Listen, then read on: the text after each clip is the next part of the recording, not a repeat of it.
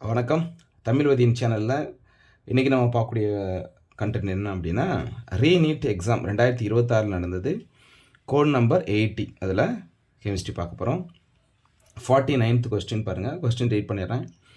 The standard electrode potential for the half cell reaction Fe3+ + 1 electron gives Fe2+ at 298 Kelvin is.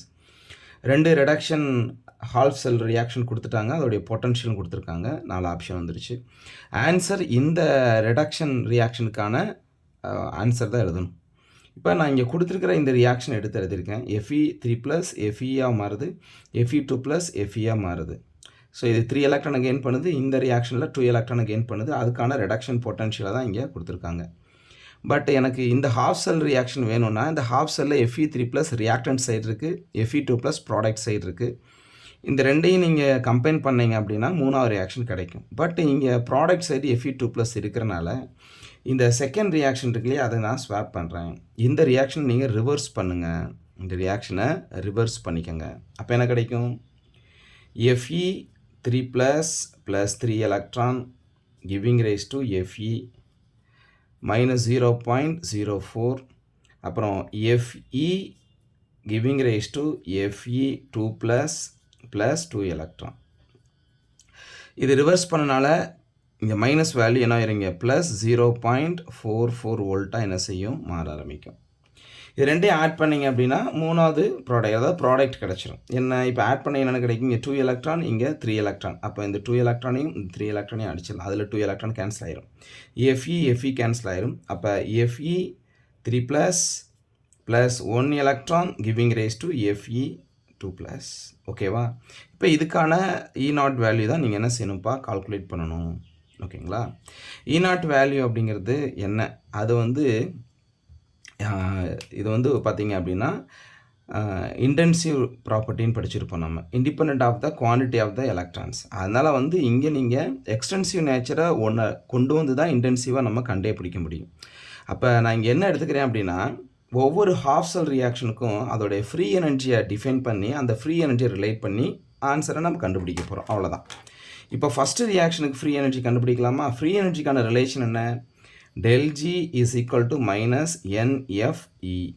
∆G0 கண்டுபிடிச்சோன்னா E0 value. நம்மளுக்கு E0 தான் வேணும், அதாவது third ரியாக்ஷனுக்கான E0 value. அதுக்காக இந்த ∆G0 = -NFE0 value use பண்ணிக்கிறேன். ஒவ்வொன்றுக்கு apply பண்ணலாமா?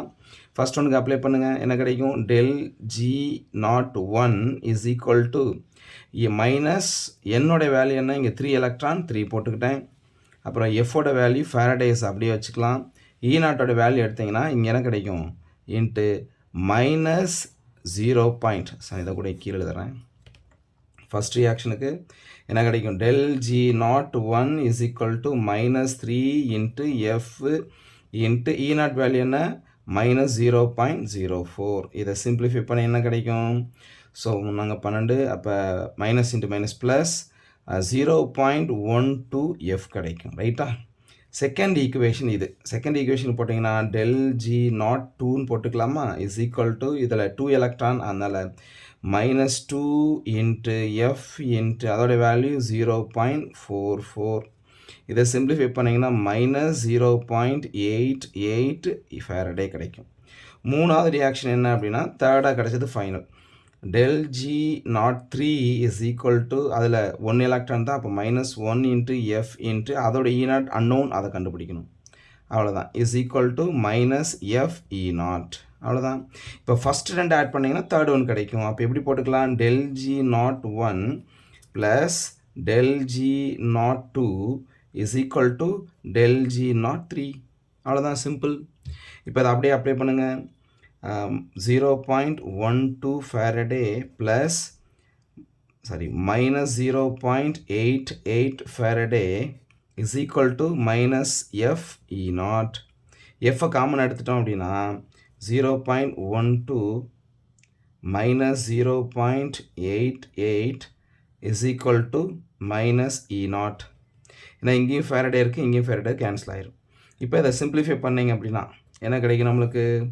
E0 இந்த மைனஸ் இந்த பக்கம் மல்டிபிள் பண்ணிட்டீங்கன்னா E0 = +0.88 - 0.12. சப்ராக்ட் பண்ணிங்க அப்படின்னா ப்ளஸ் 0.76 கிடைக்கும். ஸோ அப்போ E0 வேல்யூ என்ன வருதுப்பா? 0.76 வோல்ட் கிடைக்குது. ஸோ இங்கே ஆன்சர் என்ன வரும்? So first option is a correct one. Thank you.